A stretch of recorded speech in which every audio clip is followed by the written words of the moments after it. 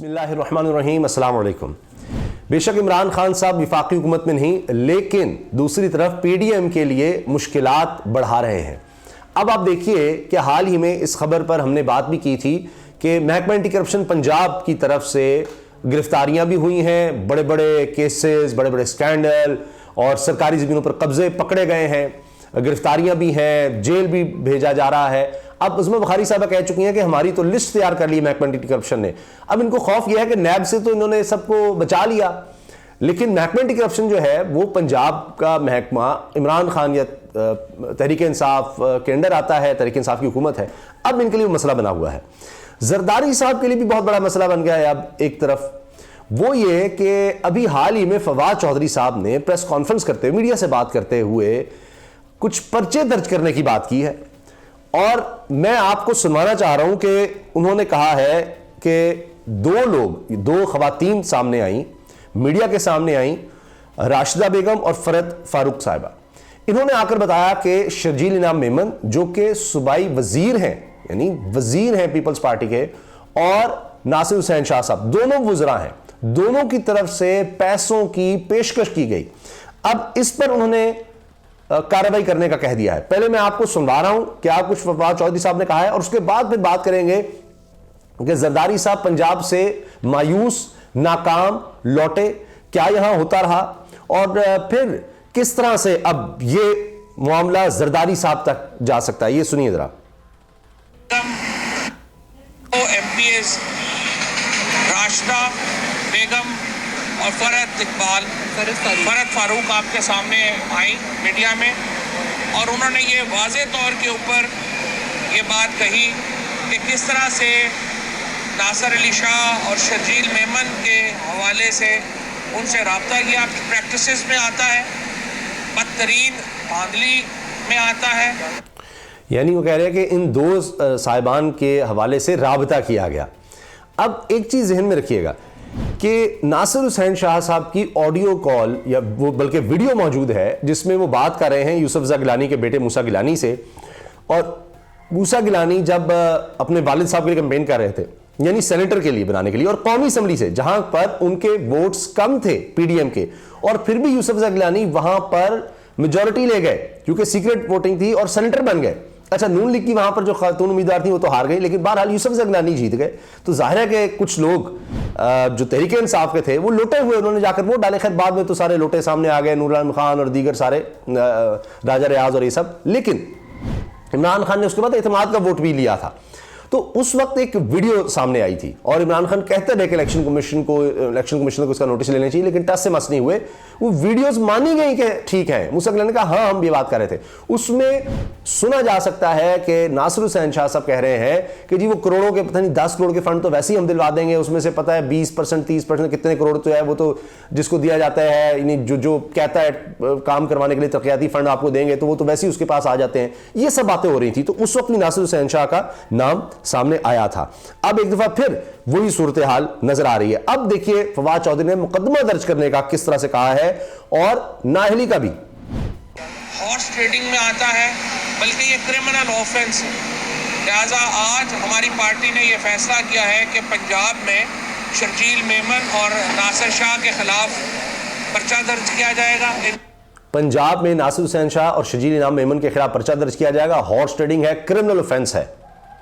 MPS के ने जिस तरह से आप किया है, इन दोनों को हॉर्स ट्रेडिंग में और करप्ट प्रैक्टिसेस में बुक किया जाए, और उसके साथ साथ इनकी नाअहली के रेफरेंस भी जो इलेक्शन कमीशन है उसको भेजे जाएं। लीजिए जी, नाअहली के रेफरेंस भी इलेक्शन कमीशन को भेजे जाने का कह दिया गया है।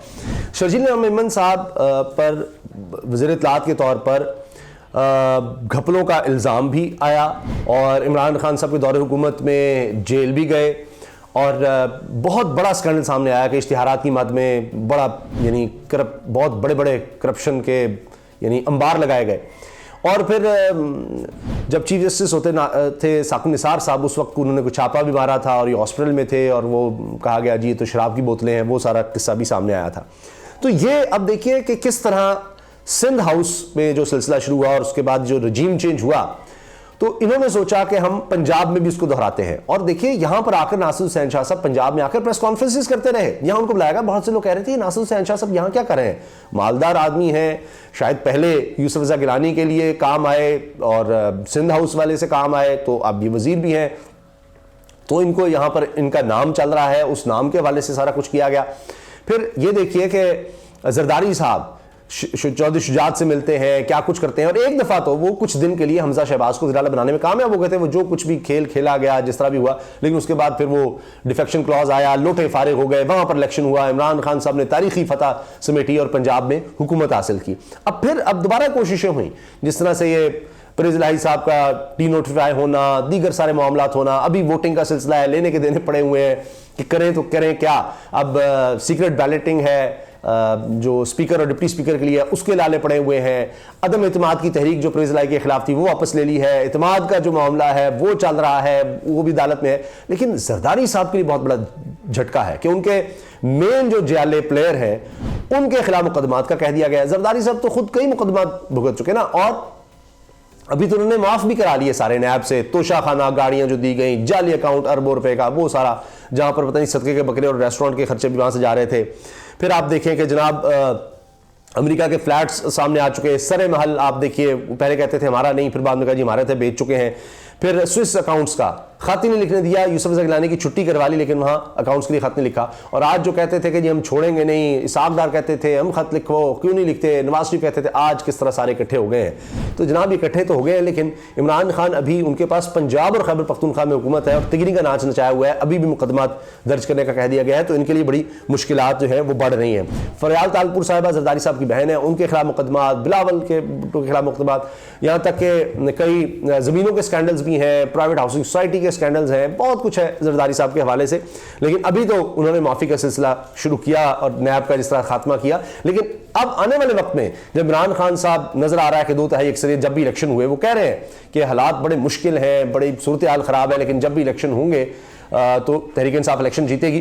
तो उसके बाद फिर देखिए कैसा एहतसाब होगा। अभी तो मैं आपसे अर्ज कर रहा हूं कि पंजाब में है और इतना ज्यादा प्रेशर है, माइनस इमरान खान की बात है, उसके बावजूद मुकदमात दर्ज करने का, उसके बावजूद इनका पीछा किया जा रहा है, सारा कुछ किया जा रहा है। और फिर कौम कैसे भूल सकती है जो कुछ सिंध हाउस में हुआ है और किस तरह से वहां पर जाकर इंटरव्यूज किए हैं, सारों को पता चला। फिर आप देखिए कि खुद गवाहियां आई कि गुड़ डाला गया, क्या कुछ किया गया। तो ये जो छांगा मांगा से मरी की सियासत और ये सारा हुआ था, वो सिलसिला आज भी है। लेकिन अब वक्त बदल गया है, अब नौजवान जो है इसको बर्दाश्त नहीं कर रहे और वाकई आप देखें कि किस तरह लुटे फारिग हुए हैं। और जरदारी साहब अब नाकाम लौटे हैं। चौधरी शुजात से फिर वो मिले थे, पहले भी जनाब वो गेम चेंजर है, एक जरदारी सब पे भारी है, यहां कर बैठ गए हैं। लेकिन अब खुद ये जो दोबारा फोन कॉल्स और ये सब कुछ हो रहा है, जो मुझे याद आया अटॉर्नी जनरल ने कहा था सुप्रीम कोर्ट के सामने कि जी बोरियां आ गई हैं, बोरियों में नोट लाए गए हैं, ब्रीफ केस लाए गए हैं, बैग्स लाए गए, बैग्स का लफ्ज था कि जी बैग्स लाए गए हैं नोटों से भरे हुए। फिर वो आप जानते हैं कि बहुत कुछ है, अयान अली केस भी चला, यहाँ से किस तरह रकम का मामला आया कि जी बाहर ले जाई जा रही थी, वो सब। तो बहुत कुछ इस तरह के मामलात सामने आए। लेकिन वही होता है कि जनाब फिर रजीम चेंज हो जाता है और सारे केसेस जो है वो खत्म हो जाते हैं। जरदारी साहब कहते हैं मैं अदालतों के साथ भागता हूँ, लेकिन इस दफ़ा इमरान खान साहब कह चुके हैं कि मेरा स्टेमिना ज़्यादा है। और पहली दफ़ा तारीख में हुआ कि हुकूमत से निकाले जाने के बाद कोई इस तरह मकबूल हो गया। और आज अब ये किसी भी तरह चाहते हैं इमरान खान को सियासत से मानिस किया जाए, क्योंकि वो आ गया तो वो जो रजीम चेंज का मकसद था सारा कुछ किया गया। वो केस बना देगा, हमें नाहल कर देगा, वो नहीं होगा। वो तो अभी हुकूमत विफाकी हुकूमत में ना होते हुए जनाब पीछे पड़ा हुआ है, मुकदमात दर्ज करवा रहा है। तो जब विफाकी हुकूमत मिल जाएगी तो फिर वो क्या करेगा। इजाज़त दीजिए, अल्लाह हाफिज़।